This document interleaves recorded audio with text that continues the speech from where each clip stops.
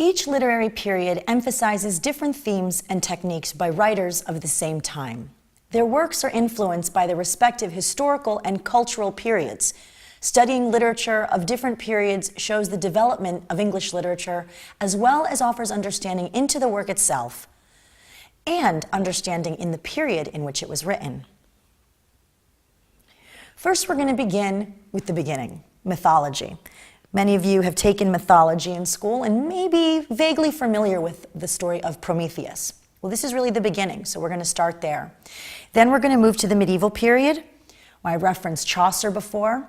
King Arthur will be after that, and the period of writing that was inspired by that legend. Then we're going to go over to some definitive works. Death Be Not Proud was a very important poem wrote by John Donne, and we are going to examine it. Piers Plowman by William Langland we're going to look at very closely as well. Then we're going to go over the Renaissance period and discuss the writings and how it changed writers then. I'm then going to take you through several summaries of Shakespearean plays, because you really need to know this for the exam. So I'm going to give you a summary of Hamlet. I'm going to give you a summary of Macbeth. And I'm also going to give you summaries of both Othello and Romeo and Juliet. You may be, again, vaguely familiar with these stories, but you really need to know the details, especially character names and plot points. So we're going to go over that. The Faerie Queene has been referenced already in my lectures, and we're going to go into depth on that, as well as the Age of Enlightenment writers.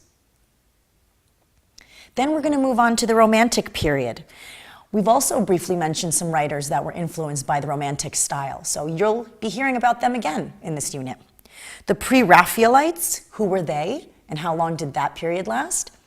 Also, the picaresque is something that you're now getting more familiar with, but we're going to go in depth and talk about the requirements of a picaresque to make sure how it's different from a regular narrative story. Then we're going to move back into the literary periods of realism. We're going to distinguish it from naturalism because it is different. Then we're going to close off with modernism and postmodernism, which is where we are right now, the modernity period. I'm going to explain to you the poem of Richard Cory and why it was so important. And then we're going to talk about some essayists and women writers. Now, many of these works that I'm going to be referencing in this module are going to be familiar to you because I've mentioned them already. Some of them, you may even start to remember summaries and just briefly what it's about. But in these units, I'm going to go in depth. And your job as the student is to make the connections, as I've shown you how literary terms apply to some of these works. Now you're going to see the inception of these works and how they originally began.